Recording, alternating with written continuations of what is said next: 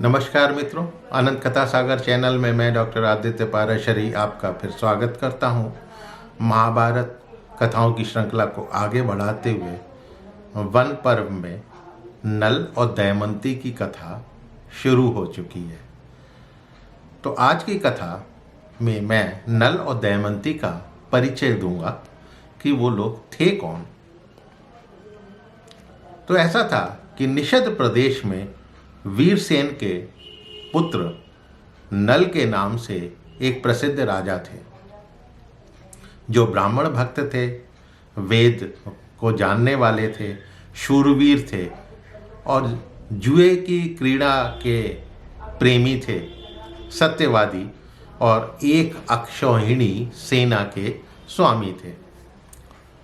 तो उन्हीं दिनों में विदर्भ राज्य में भीम नाम के राजा राज्य करते थे। उनके कोई संतान नहीं थी। तो एक दिन उनके यहाँ दमन नाम के ऋषि पधारे और भीम ने अपनी पत्नी सहित उनका स्वागत सत्कार किया, पूजन किया, उन्हें प्रसन्न करने को सेवा करी। तो ऋषि ने प्रसन्न होकर उन दोनों को एक कन्या और 3 पुत्र दिए। कन्या का नाम था दमयंती और पुत्रों के नाम थे दम, दांत और दमन। तो ये 3 पुत्र थे। तीनों पुत्र भयंकर वीर थे और भयंकर पराक्रमी थे। तो उधर दमयंती रूप, तेज, यश, श्री और सौभाग्य द्वारा तीनों लोकों में यशस्विनी हुई। जब दमयंती ने युवावस्था में प्रवेश किया तो 100 सखियां और 100 दासियां उसके साथ रहती थीं और वो 100 सखियों सहित वस्त्राभूषणों से अलंकृत होकर वो ऐसा लग रहा था जैसे देवेंद्र की पत्नी शची उनकी उपासना कर रही हो।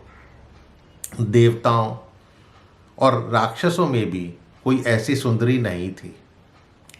उधर नल जो राजा थे, जो कि वीरसेन के पुत्र थे, वो भी कामदेव के साक्षात अवतार थे। कौतूहल और उत्सुकतावश लोग दमयंती के समीप नल की प्रशंसा करते थे और उधर नल के जब सामने होते थे तो वो दमयंती के सौंदर्य की सराहना करते थे, जैसा आजकल भी होता है। तो एक दूसरे की बातें सुनते हुए उधर नल दमयंती के बारे में सुनते थे और दमयंती नल की प्रशंसा सुना करती थी।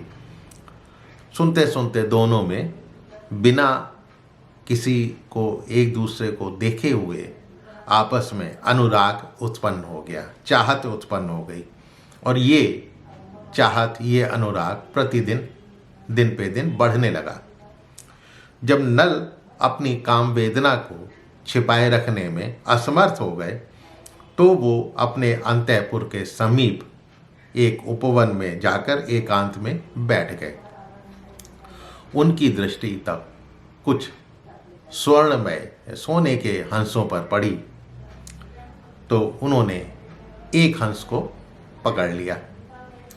तो उस हंस ने मानवीय वाणी में राजा नल से कहा, राजन, आप मुझे ना मारे, मैं आपका प्रिय कार्य करूंगा, जो भी आप कहेंगे मैं प्रिय कार्य करूंगा। वो हंस नल के मन की बात समझता था। उसने आगे कहा कि मैं दमयंती के निकट जाकर आपकी ऐसी प्रशंसा करूंगा कि वो किसी दूसरे पुरुष को मन में कभी स्थान नहीं दे सकेगी।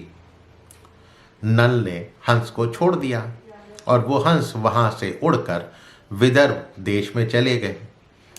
दमयंती के राज्य में जाकर दमयंती के निकट उतरे।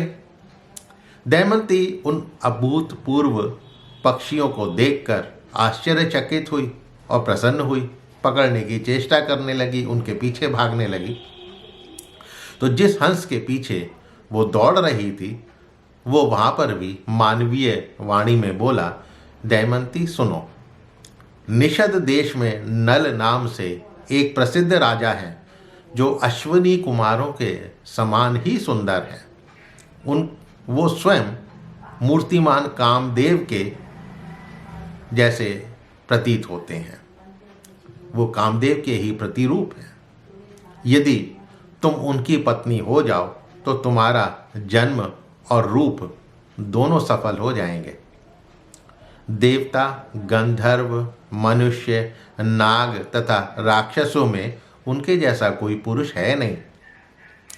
तुम स्त्रियों में रत्न स्वरूपा हो और नल पुरुषों के मुकुटमणि। तुम्हारा संयोग विशेष गुणवाचक होगा। तब दमयंती ने कहा कि पक्षीराज, तुम नल के निकट भी जाकर ऐसी ही बातें कहना जो तुमने मुझे कही हैं।